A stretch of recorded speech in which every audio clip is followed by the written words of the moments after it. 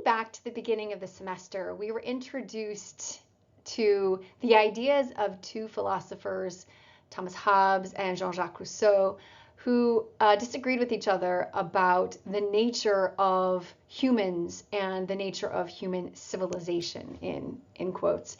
And Thomas Hobbes' ideas became more predominant in Europe and North America as an explanation for what would happen if we didn't have the kind of government that we do have that imposes law and order on people. The idea that without that, we would necessarily live in an experience of chaos and of violence and of brutishness. That idea has become more dominant, the idea that civilization saves us from ourselves. Jean-Jacques Rousseau, as you remember, said the opposite. He said that, in fact, it was the advent of private property and the forms of law and order that came with private property that pitted humans against themselves and against each other and became the basis upon which wars were waged, upon which death and destruction became part of human history in more predictable ways. He said, though, that we were not, as humans, brutish by nature, but in fact were cooperative and social by nature, and civilization had corrupted that natural connectivity between us. So I want you to think about Rousseau and Hobbes's ideas in relationship to the unit that we just finished, which is the unit on climate change, and ask yourself whether or not Rousseau or Hobbes seem to be more correct when we look at what has happened to the planet in relationship to civilization. They, of course, couldn't quite predict where things would go. They didn't have an understanding of greenhouse gas emissions and their relationship to infrared light and heat and global warming. They didn't know any of that. But if you think about the spread of consumption patterns as they are related to a certain form of civilization, it does seem like Rousseau had some basic understanding of the damage that civilization could do to humans that is playing out in a general sweep of things, that there is this trajectory towards harm with civilization at the forefront that we are experiencing right now. So in evidence of that right now, I have here 4 headlines that I read on the very same day that just brought home to me how much climate change is impacting people all around the world all at once on a daily basis now. So one headline, lethal heat in West Africa is driven by human-caused climate change. Another from a different news organization, Great Barrier Reef experiencing one of its worst coral bleaching events. And then from the first news organization again, wildfire smoke contributes to thousands of deaths each year in the US. And then a new one altogether, drought pushes millions into acute hunger in southern Africa.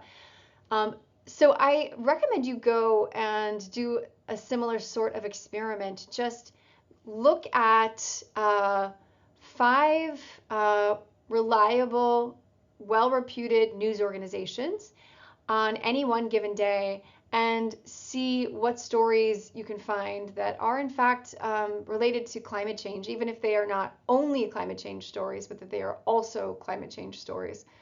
And you'll note that there is daily evidence of the problem of climate change that we are continuing to experience, and that daily evidence is getting worse by the day. There's more and more mounting experiences of climate change by the day. Okay, so as we shift from a general conversation about humans, human nature, relationship to civilization, and basic terminology around critical thinking and logic and evidence, to a very specific problem of climate change and what has gotten worse from 2006 until now.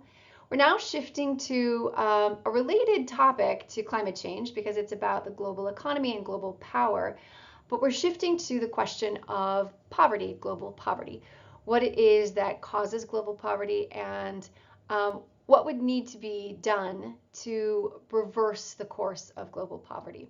So in order to understand this next and last unit, there's some new terminology that you need to learn that is not very well covered in the book, The Divide, that we're reading.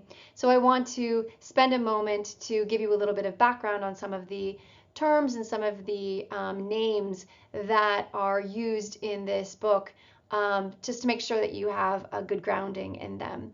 Not too many, just a few. So first of all, you have already encountered in the film The End of Poverty the terms the global north and the global south. And these are probably terms that some of you have heard before, but most of you may not have heard before. These are terms that have replaced old terminology like the third world versus the first world.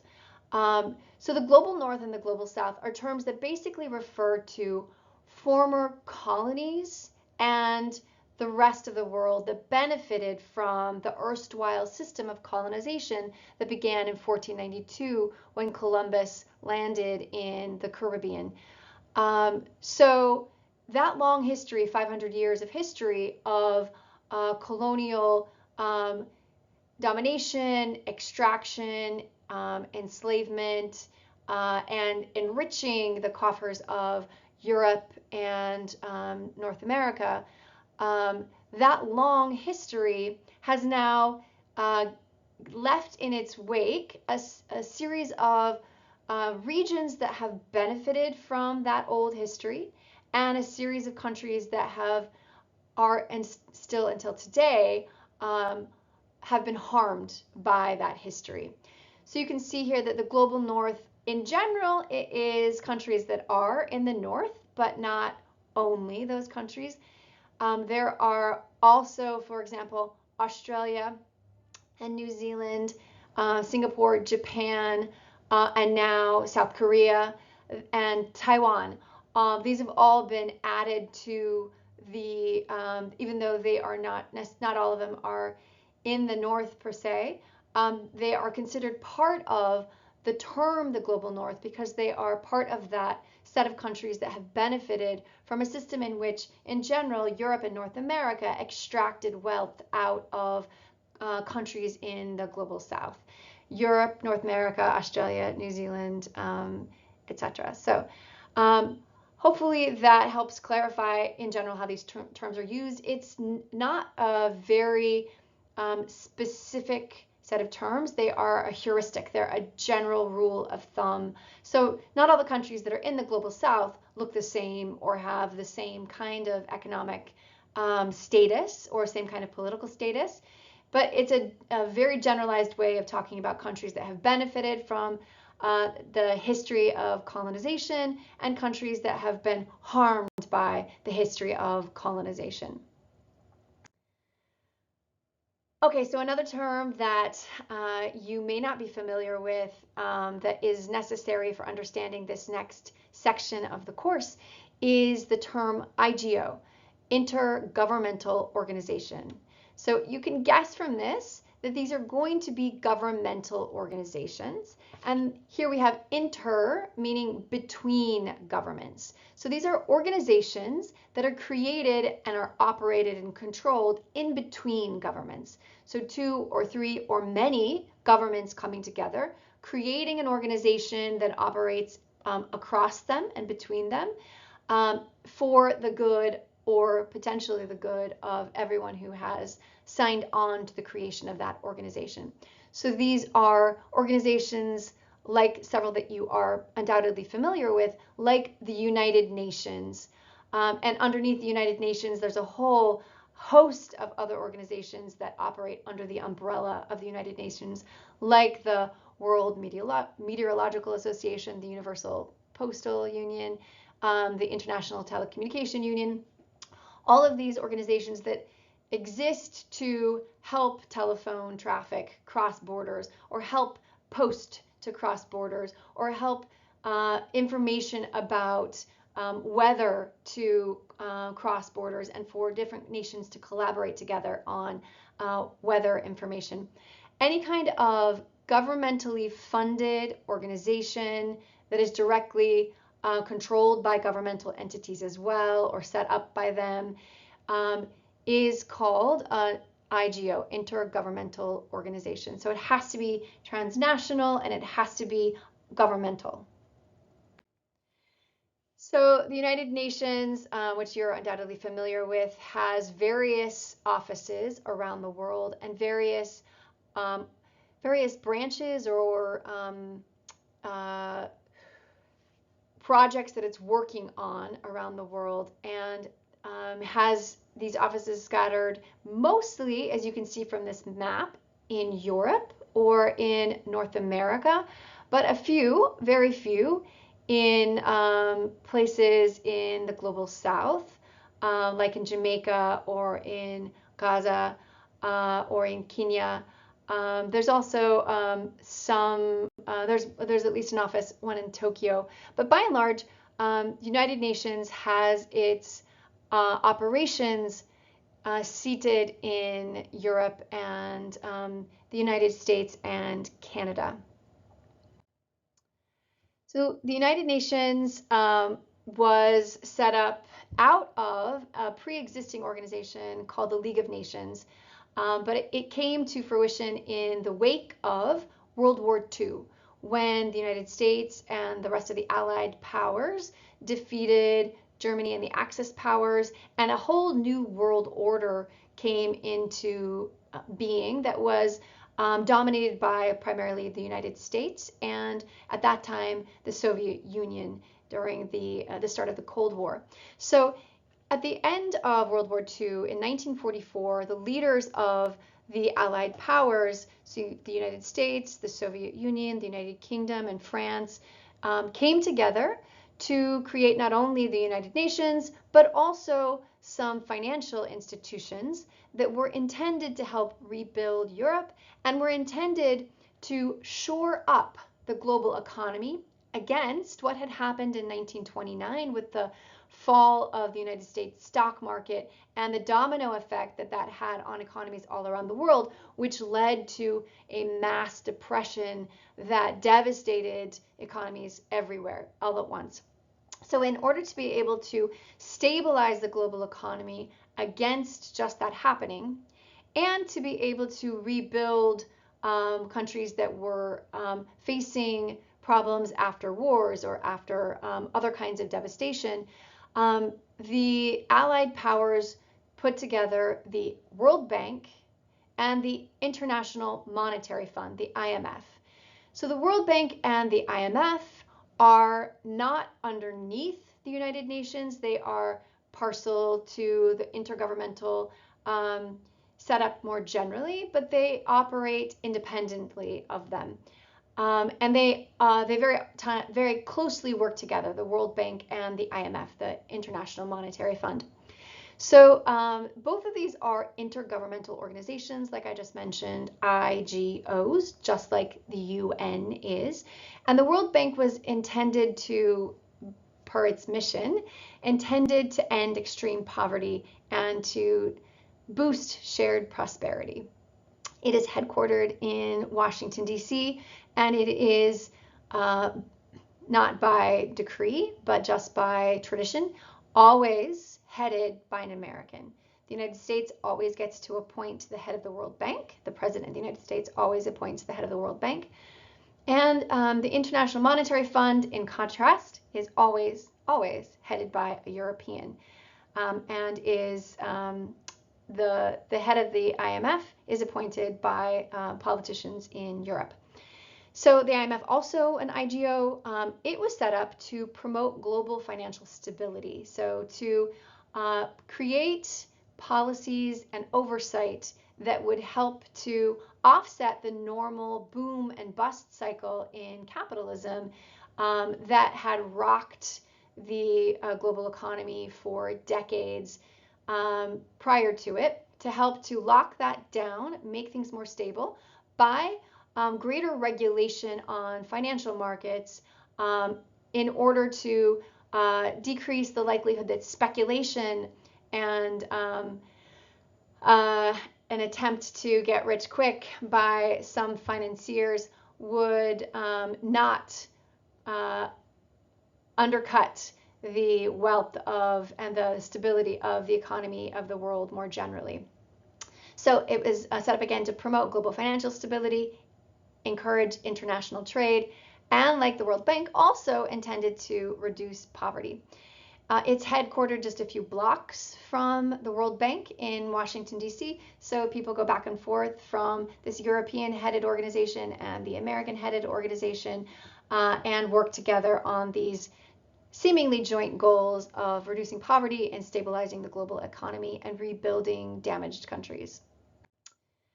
So much later, we got another major IGO called the World Trade Organization, also referred to as the WTO, that came in, we had after World War II, we had the GATT, the General Agreement on Tariffs and Trade, that existed all the way up into 1995, when out of GATT, the World Trade Organization was created. And it is intended to regulate and facilitate international trade. So the World Trade Organization sets the rules of global trade. So when a country wants to sell or buy from another country, the rules of that trade are established by the WTO and adjudicated by it. So if one country breaks the agreement that everyone has signed on to as to what the rules of global trade are, then the World Trade Organization is the court in which the who did what and what is right and what will be the punishment are determined. So this, unlike the World Bank and the IMF, is headquartered in Europe, not in the United States. It's in Geneva, Switzerland, where, as you know, there's a lot of offices for the United Nations as well. Okay, so those are three IGOs, intergovernmental organizations. Now we have the next term, NGO, non-governmental organization. So a non-governmental organization is an organization that, like government, is intended to do good, to have action in the world that creates good outcomes for people. But rather than being set up by a government, it is instead set up by private citizens and controlled by private citizens. So it's not directly controlled by a politician that appoints someone or by the rules that politicians sign on to or can sign off of. Instead, this is just people who want to do good in the world, whatever that looks like, set themselves up to achieve their stated mission, but without that being related to getting profit out of it, so that they can get certainly salaries out of it, they can be employed out of it, but the organization as a whole does not generate profit. And the money that it receives from donations or from grants, whether those are governmental grants or private grants, that money all goes to the intended good that the organization is set up to do. So although NGOs are not controlled directly by governments, they are set up by private citizens and not by governments, they very often collaborate with governments, and that's especially because they very often receive grants from governments to fund the operations that they do. So in the Divide, you read about several NGOs, some of the more international NGOs, INGOs, such as World Vision that he was talking about in the book. You might have also heard of the Red Cross or Doctors Without Borders or CARE or the Bill and Melinda Gates Foundation, Save the Children, organizations like this. They ally themselves with governments, but they are not set up by governments, although sometimes they're funded by governments. They're largely focused on private donations rather than other forms of funding. So that's NGOs. And they can be small scale or they can be international in scale. So you can have a local nonprofit that is oriented towards accomplishing something good, and that can be a very small, tiny local NGO. You can have a massive organization that has thousands of employees, and it's also an NGO. All right, so let's start talking about the book itself. As you know, the first thing we always need to do when we read something or listen to something is ask ourselves, who is this person? Should I be trusting them? Are they an expert in what they purport to be an expert in? Are they, in fact, do they have the skills they need to be teaching me what I want to learn about here? So the book that we are doing right now for this last section is called The Divide. It's by the very first PhD that we're reading anything from this semester, Dr. Jason Hickel. So as this is an introductory course, we have been getting progressively more complicated in the things that we're reading. We went from something written by someone with a master's who's largely a journalist to a comic book also intended for a wide audience. And now we're shifting to a book that is a little drier. It is not a textbook, and it's not written in a highly complicated language, so it's still meant for a wide readership, and you as a college student are definitely up to the task of reading this book, but it's not, you'll note we're shifting tone here, it's not written primarily to be a fun read. It's primarily written to convey a lot of important information, and it's written in a tone that is more scholarly, even though the book itself is not scholarly. Not scholarly in the sense that it's not a peer-reviewed publication that is meant for experts. So it's written by a scholar for a general audience, which changes the tone, but it's not written for other scholars, which makes it usually even more complicated to read. So Jason Hickel, who is he? We know he has his PhD, and his PhD is in economic anthropology from the University of Virginia. He is a professor at the University of Barcelona and a fellow at the International Inequalities Institute at the London School of Economics. And he's also an associate editor of the peer-reviewed journal World Development. So is he considered an expert in this topic? Yeah, he is. He has the requisite training. He is definitely an expert. It is a book written by one expert, as most books are, right? They are usually written by one or two. So you're not getting a perspective from every single expert in the world. You're getting his expertise. But he is citing all of the other people that he is quoting.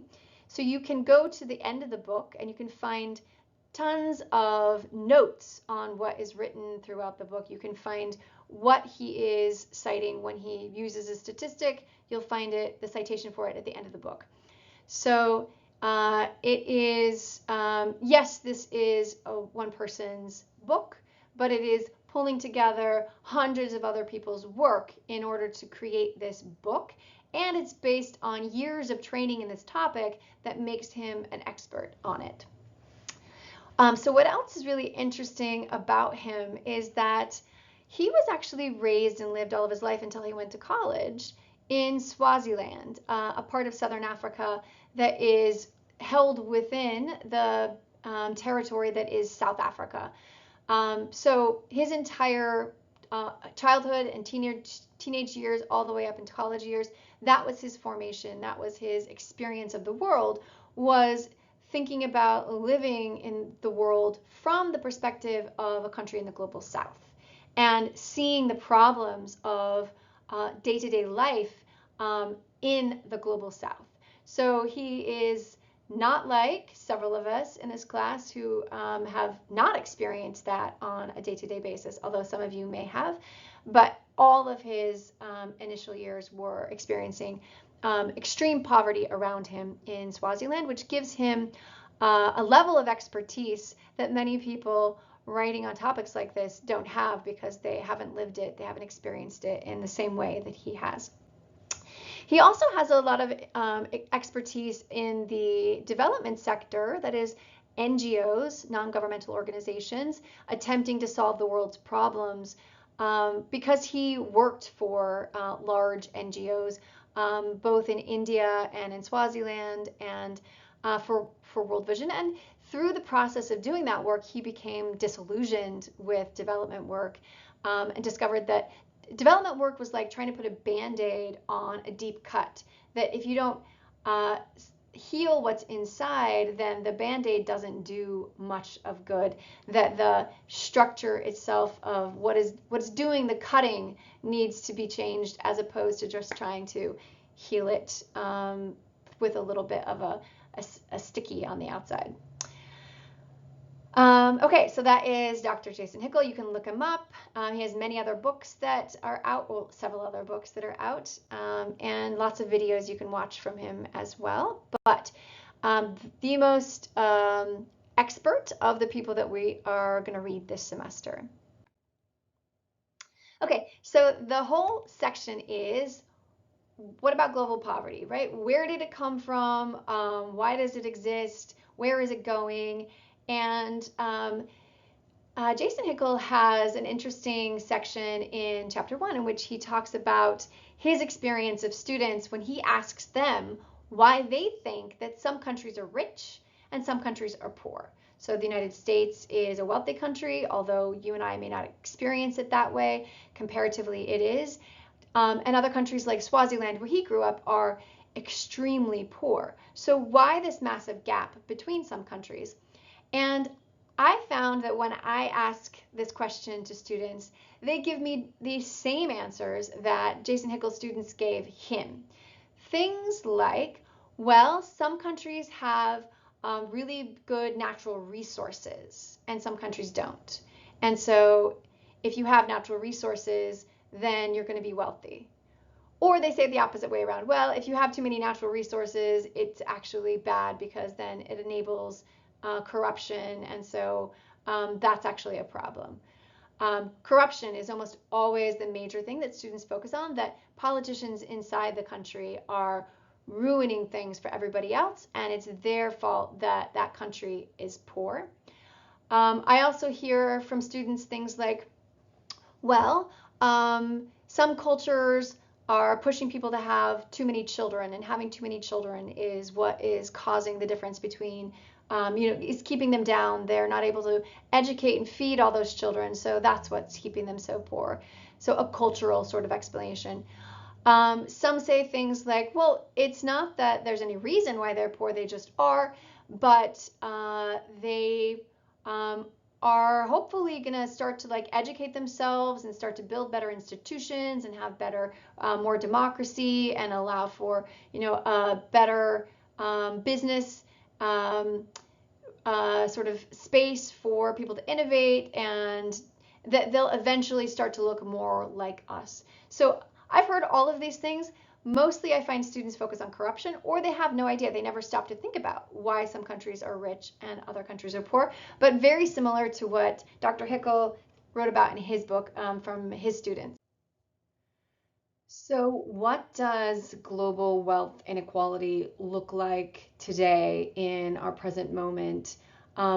These data that I'm showing you in this slide here are a little bit out of date, but not very much. It's not that many years ago, and the story is basically the same. It's gotten slightly worse since 2020 when these data were collected. So about 1% of the Earth's population owns 46%, and now it's closer to 48% of the world's wealth. So just 1% of people own almost half of the world's wealth. And as you read in the book, at the time that the book was published, 8 single human beings owned as much wealth as 50% of the world's population. And that number has actually gotten worse. That ratio has gotten worse. And 55% of the world's population owns only 1% of the world's wealth. So this staggering difference in the number of people and then who owns the total wealth on Earth is made even more shocking when you realize that that 1% that controls and owns half of the world's wealth is largely located in the United States and then secondarily in Europe. not that it's only situated in those two places, but that primarily that is where the world's wealthiest live. And so that if you stack this by country, then the United States is per capita much wealthier than any other country in the world. It stands alone in its wealth.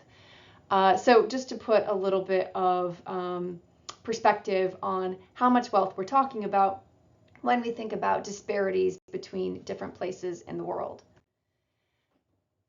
So going back to prior to the era of colonization and slavery that set up the global economic system and global political system as we know it today, it's important to ask what were things like before our current system in order to be able to contextualize the difference that we now see today.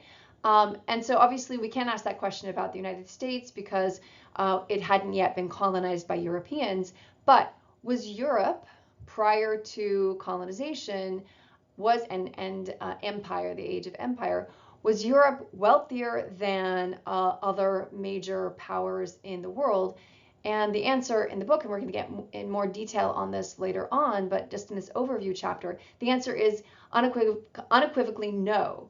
Europe was actually quite a bit less wealthy per capita and less industrialized and less advanced technologically than India and China in particular. They together owned most of the world's technological advancements and most of the trade that flowed across the world. They controlled those trading channels and were much farther ahead civilizationally if we want to map that in terms of wealth and innovation and political dominion. India and China were way ahead of Europe. So then how is it that these gorgeous buildings that we're seeing here in this photo from France, how is it that they were built? What brought France to the state that it is now, where we go to Paris to see the gorgeousness of human civilization on display? How did Paris come to be? What was it that brought Paris into the present, if at one point France was much behind India, China, and other places in terms of its economic and technological advancements? So one answer to this question of how the present world came to be what it is, how it is that a place like France came to have its gorgeous buildings, its beautiful streets, and its lovely fashion culture and its food culture. How did this come to be? One of the sets of theories is what's called modernization theory or the development paradigm.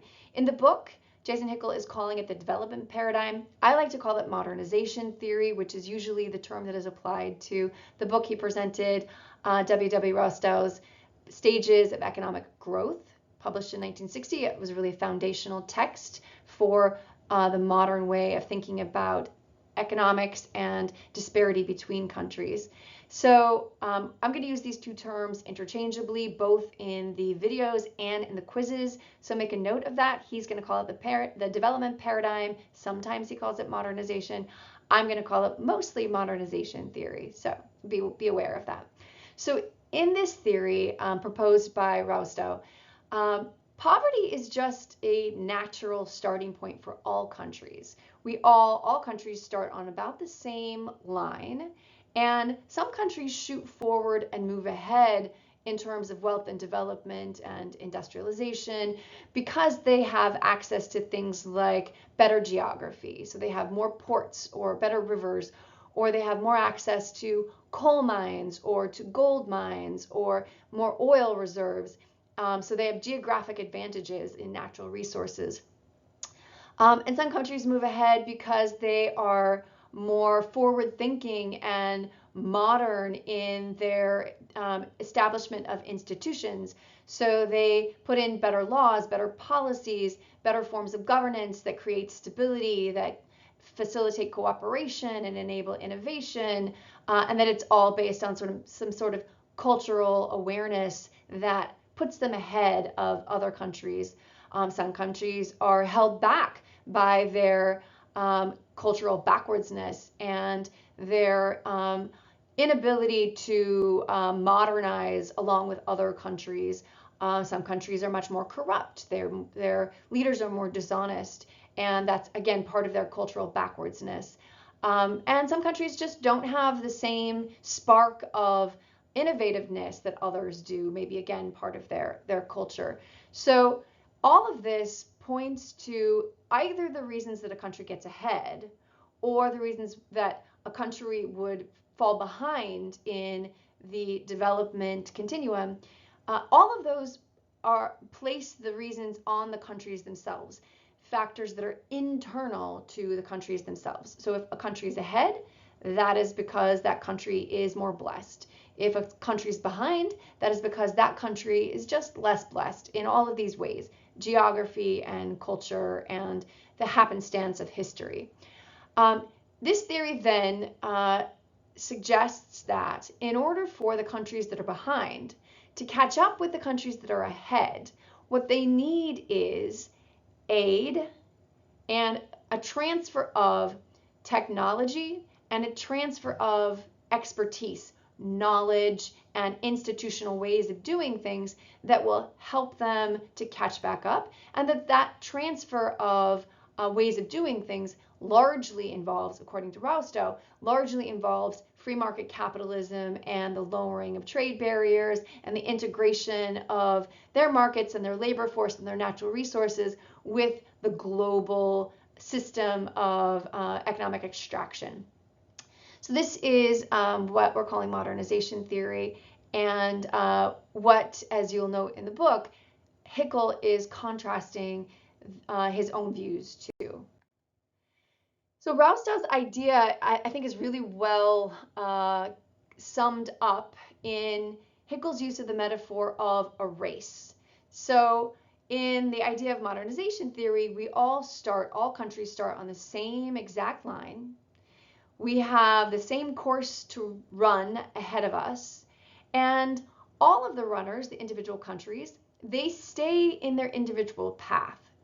Nobody is elbowing anybody else out of the way. Nobody's tripping anyone else. Nobody is shoving anyone and making them fall. And so whoever gets to the finish line first was able to do that largely because of their own natural gifts and the ways in which they worked harder than the other athletes around them. So this is, I think, a really good way of thinking about modernization theory, that all countries are independently getting ahead or falling behind based on their own gifts and their own hard work. So modernization theory depicts development, the process of getting wealthier and the process of getting more industrialized, as being unilinear. So a single pathway forward, always in a single direction, as being independent. So rather than thinking about countries as being linked and as creating each other's wealth or each other's poverty, instead, all countries are independent of each other and are making their own way in the world economically. There's no real relationship between them other than the possibility of aid and expertise and technology transfer going from wealthy countries downwards. Also, this is an idea that understands development to be homogenizing, that in order for a country to get ahead, it has to start looking like the other countries that are ahead of it. It has to do things the way that they do. And that then largely becomes a westernizing process, that in order for a country to get ahead, it has to make its systems and its values and the way it does things look more like countries in the West, and countries that have then adopted much of what the West has done, like South Korea or Japan, and allied themselves with the West. So homogenizing, but also westernizing in this process. So the development paradigm, you can think of it as this idea that everyone's just moving upwards and always getting wealthier and wealthier, except on different timescales. So some faster and some a little slower, but we're all moving towards greater wealth over time, and that the disparity between richer and poorer countries is just this slowness over time of the upward trajectory of some countries. And this idea provides what he calls this myth of development that allows wealthier countries to understand themselves not as having benefited from 500 years of colonization and slavery and resource extraction and wealth accumulation to the harm of countries in the global south, but rather as just being sort of more blessed to be where they are today, and as needing to be beneficent, kind, charitable to the countries that are behind, because they just aren't as blessed as they are. And this idea of understanding why some countries are wealthy and some countries are poor is now ubiquitous in wealthy countries. It's not something that's taken up by poor countries, but it is a general idea that pervades Western culture in Europe and in North America, and is sort of the air that we breathe, the water that we swim in. This is the general idea of how we got rich.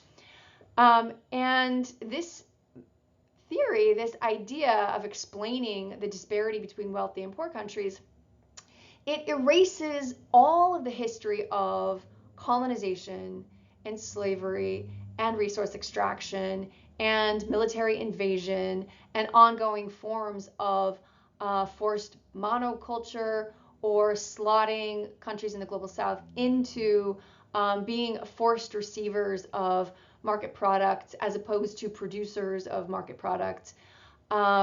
So it erases that whole history, and it also blinds us to the ongoing processes that are similar to what has existed already for 500 years under colonization. And it allows us to feel quite good about ourselves in the global north when we give aid or charity or send experts to help a poorer country to become more like us. So if that is not the case, if the development paradigm or modernization theory does not, in fact, account for the reality of why some countries are poor and some countries are rich, if that is empirically false, then what is a better explanation? As you know from whatever history you may have studied here in college or in high school, as well as from watching the film The End of Poverty, poor countries have long had their labor, their natural resources extracted as a mode of building up the wealth, accumulating wealth in the global north. So particularly Europe, but also the United States as it became the more or less the receiver of the colonial mantle in Latin America after Spain and Portugal were driven out of having control in this world. The United States stepped in as not a direct colonial master, but an indirect colonial master, and sometimes quite direct in the case of multiple invasions in order to maintain our power in Latin America. So this more accurate version of why some countries are rich and some countries are poor, which does take account of 500 years of enslaved labor and of gold extraction and silver extraction and monocrops like sugar and coffee and tobacco that produced massive wealth, on top of having captive markets to buy products. This whole long history, 500 years of history of wealth extraction and wealth accumulation in the global north is well described by a theory that is sometimes called dependence theory, and more recently it's called world systems theory.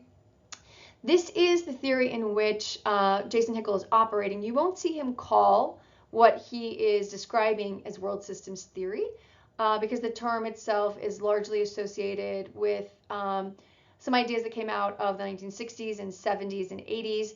And so the term is considered a little bit old, but the theory is the same as what he is operating within in the book, The Divide.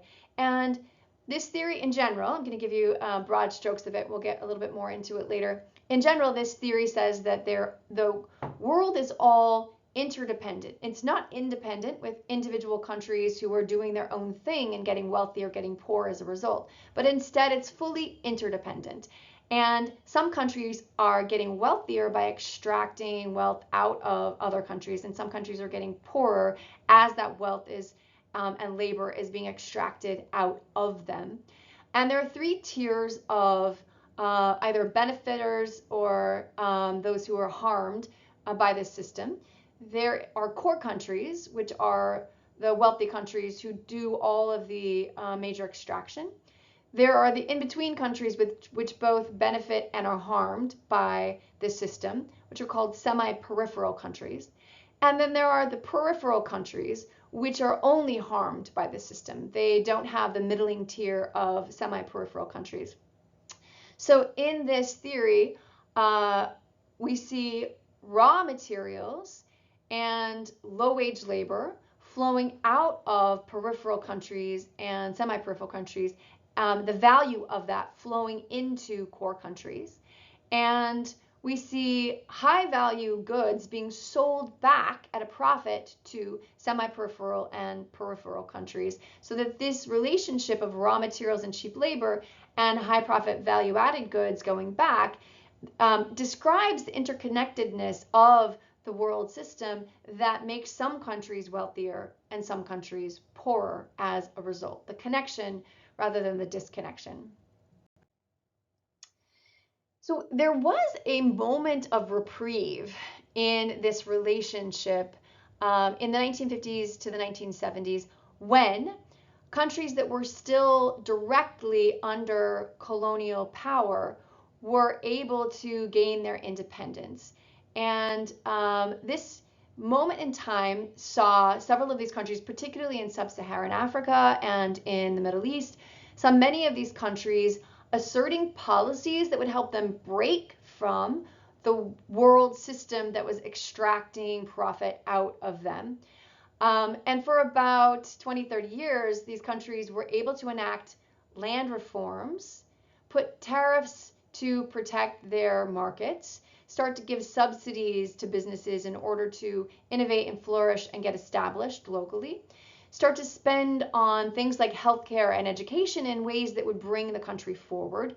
And during this short period of time in these poor countries, we saw incomes grow across the board for the population, poverty fell, and we saw in general that the gap, not by a lot, but the gap between wealthy countries and poor countries began to lessen a little bit and get slightly better. So there was a period of time in which things got a little better, but that period of time was brought to an end by the policies of the IMF and the World Bank in the 1980s, which is known as neoliberalism.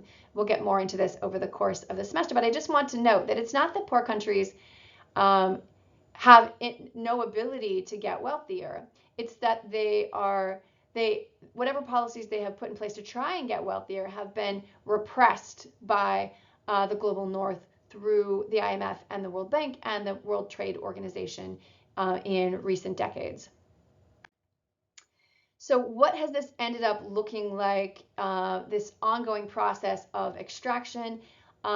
In 2016, Global Financial Integrity, GFI, and the Center for Applied Research together published a report in which they tallied up all of the aid, all of the foreign investment, all of the trade flows, all of the debt payments, all of the remittances where people pay money back and forth to their home countries, and all of capital flight, that is money that leaves a country through various means to not return.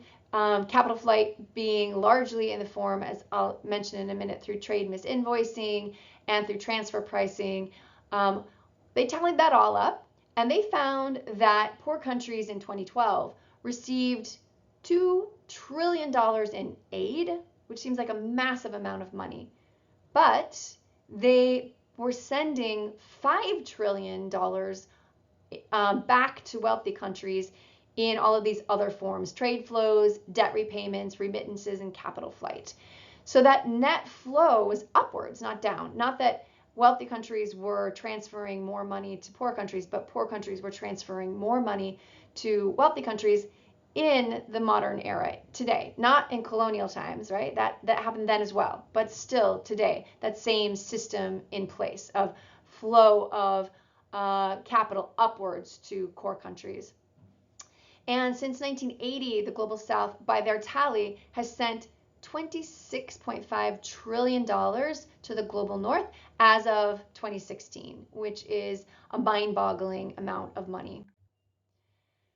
So let's get more specific about this wealth gap that we saw a general picture of in the last slide of about, in a few decades, $26.5 trillion flowing up from the Global South to the Global North. What does that look like specifically?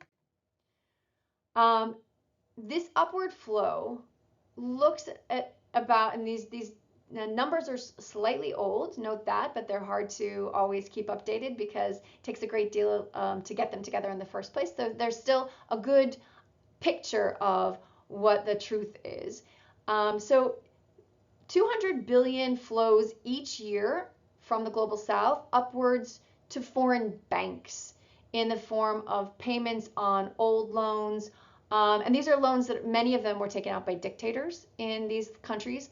So a lot of this money comes in the form of debt repayment.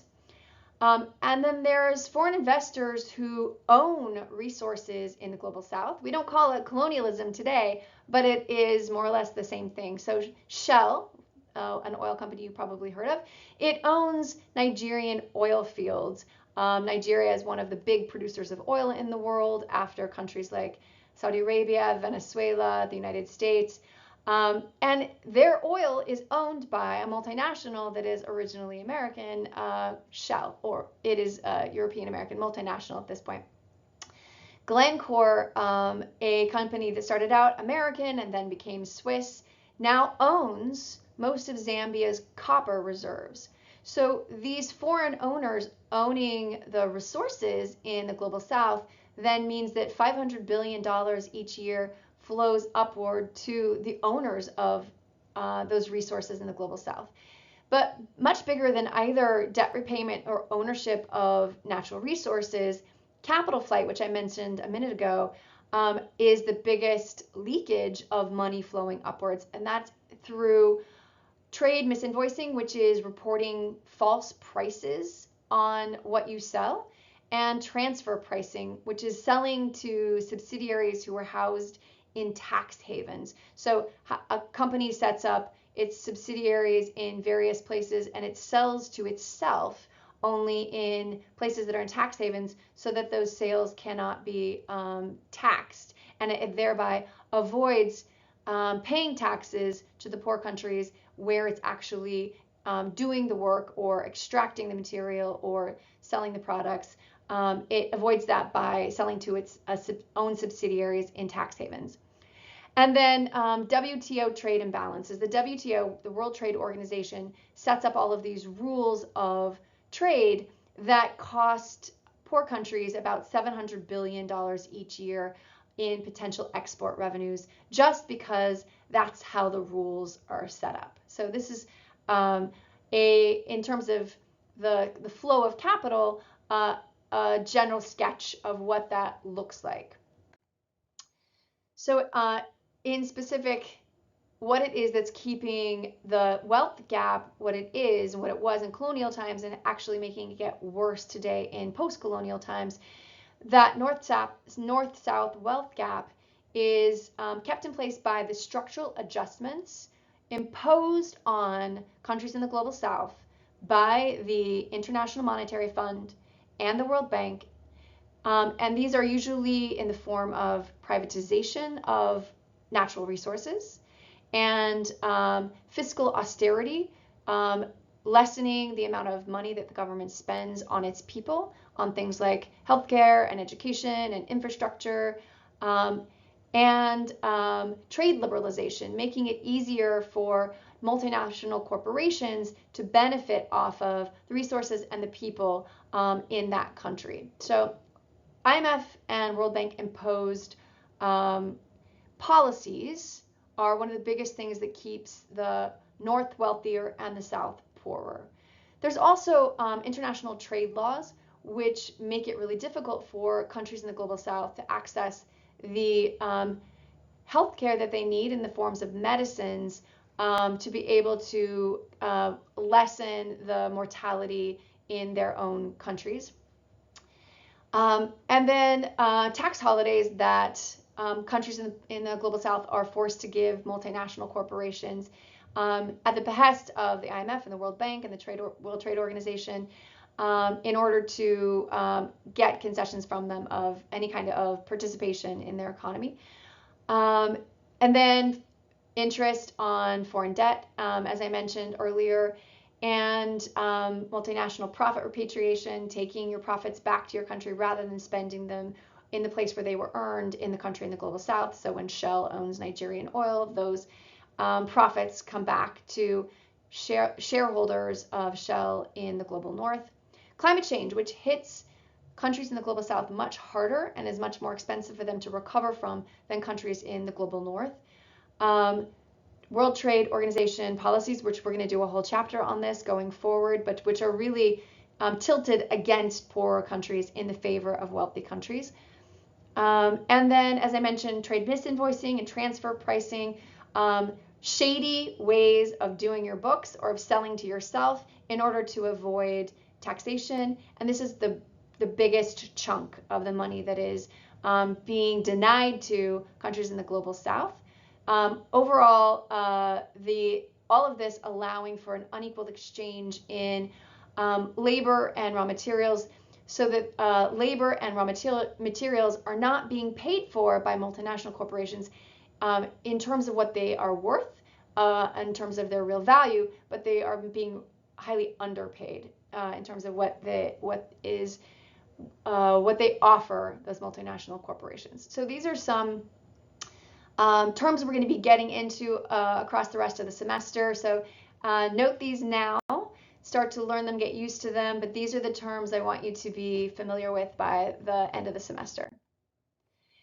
So what that all shows us is that, okay, we're not technically colonizing the global South anymore, but we have a much more sophisticated apparatus of wealth extraction that doesn't necessitate that we directly own and control a territory the way that we did in the past. And I say we, meaning to say Europeans and North Americans, Japanese, the global North in general. So we don't have to directly control countries in the global South. We can indirectly, in all of these various ways that I just laid out, continue to benefit off of a colonial sort of relationship where wealth flows up and is extracted to the harm of those in the global South.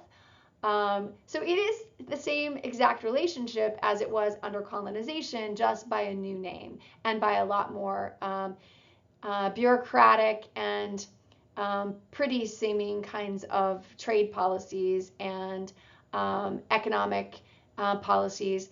But it has the same ultimate consequence, which is some countries get increasingly wealthier, and by relationship, other countries become less wealthy in comparison. We're going to talk about the question of absolute poverty, relative poverty moving forward. So in the book, Jason Hickel quotes a very famous writer, Frantz Fanon, from The Wretched of the Earth, who says, quote, "Colonialism and imperialism have not settled their debt to us once they have withdrawn from our territories," which happened. For the most part, there's still territories that have never yet been given their freedom again, like Puerto Rico for the United States, or American Samoa, or Guam. You can go on listing American territories. So they've not settled their debt once they have withdrawn from our territories. The wealth of the imperialist nations is also our wealth. Europe is literally the creation of the third world.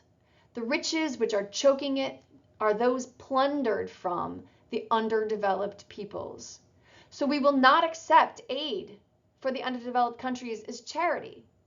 Such aid must be considered the final stage of a dual consciousness. The consciousness of the colonized that it is their due, and the consciousness of the capitalist powers that effectively they must pay up. So I find these words quite powerful, and they definitely characterize what we're calling world systems theory. So that's it for the prologue and chapter 1 of The Divide. Major themes to know, the development paradigm or modernization theory and world systems theory on the other side, which accounts for the history of colonialism and the ongoing neo-colonial relationships that are still present between countries in the global north and countries in the global south. Lots of terms thrown at you here. This is an overview of what we're going to be studying in this section, and it echoes and mirrors what you learned from the End of Poverty. So you're going to have baby steps towards getting all of it under your belt, but this is what we are about in this section. So good luck with the quiz, and shouldn't be too hard, I'm sure.